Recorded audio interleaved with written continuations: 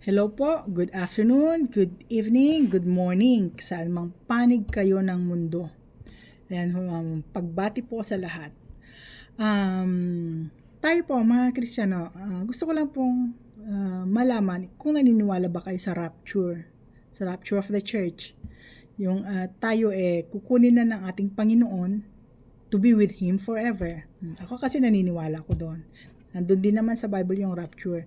May mga ibang denomination ng Christians na naniniwala sa pre-tribulation rapture kasi alam naman natin yung tribulation na 7 years. Yun yung ibubuhos ng Diyos, yung wrath niya, yung galit niya sa mga tao parang sa panahon ni Noah. Ganun yung galit niya, binuhos na niya para mawakasan na yung kasamaan. Ayun, may naniniwala na pre-tribulation rapture, may naniniwala ng mid-tribulation rapture, at may naniniwala sa post-tribulation rapture. Ako personally, naniniwala ako sa before mag-start yung tribulation na 7 years. Naniniwala ako na doon tayo kukunin ng Panginoon.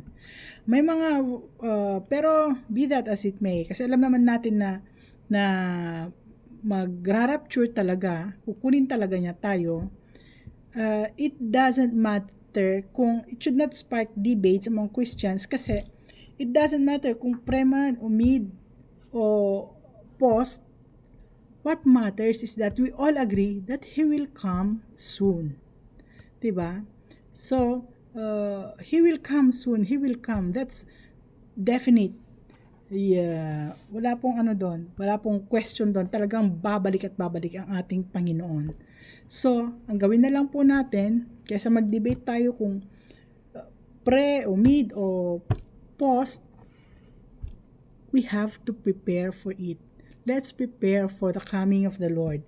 And how do we prepare? Ayan. Yun po. How are you preparing yourself for the Lord's coming? Nagrepent ka na ba? Sinurrender mo na ba yung buhay mo sa Panginoong Jesus? Yun lang po Repent, acknowledge Him as your Savior. And when you say repent, dapat huwag mo nang ulitin kung ano man yung mga kasalanang nagagawa mo. Diba, pag oras na nagsisi ka, talagang pagsisisi at tanggapin mo na siya ang Panginoon sa buhay mo. Then everything else will follow. And that's how we should prepare for the coming of the Lord. Di ho ba?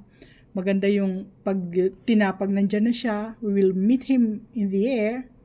And ang ganda, kung ikaw man buhay pa sa panahon na mangyayari yon, abay, yan siguro yung pinakamagandang pangyayari sa buong mundo. Kaya dapat sabihin din natin sa pamilya natin, sa mga kamag-anak natin, sa mga kaibigan natin, na ngayon pa lang, maghanda na tayo sa pagdating ng Panginoon. Ayun po. Yun lang po muna sa ngayon. Maraming salamat and God bless.